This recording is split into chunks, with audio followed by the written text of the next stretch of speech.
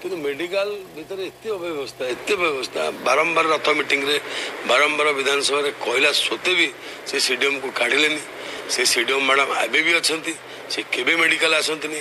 ଏମାନଙ୍କର ମାନେ ଏତେ ବାହାଦୁରୀ ହେଇଯାଇଛି ଚିନ୍ତାର ବାହାରେ, ଖାତିର ନାହିଁ, ବିଲକୁଲ ଖାତିର ନାହିଁ।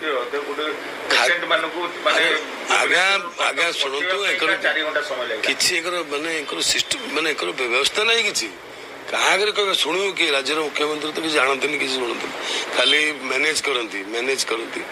ଆଉ ପୁରୀରେ ଡିଷ୍ଟ୍ରିକ୍ଟ ହେଡକ୍ୱାର୍ଟର ହସ୍ପିଟାଲ, ପୁରୀ ଗୋଟେ ଏତେ ବଡ଼ ତୀର୍ଥକ୍ଷେତ୍ର, ପର୍ଯ୍ୟଟନ କ୍ଷେତ୍ର, ଏଠି ତ ଏଇଭଳିଆ ଅବସ୍ଥା। ଓଡ଼ିଶା ରାଜ୍ୟରେ କ'ଣ ହେଉଥିବ ଭାବୁଥିବେ। ଯେହେତୁ ଏମାନେ ଗୋଟେ କାର୍ଡ ଦେଇଛନ୍ତି, ସେ କାର୍ଡ ବଳରେ ଟିକିଏ କ'ଣ ଛୋଟିଆ କଥାଟା ହେଲେ ବି ଯାହାରି ବାହାରକୁ ସେ ଯେଉଁ ଗୋଲକ ଧନ୍ଦା ଭିତରେ ରୋଗୀଟା ଫସି ଯାଉଛି। କିନ୍ତୁ ମେଡିକାଲ ଭିତରେ ଏତେ ଅବ୍ୟବସ୍ଥା ବାରମ୍ବାର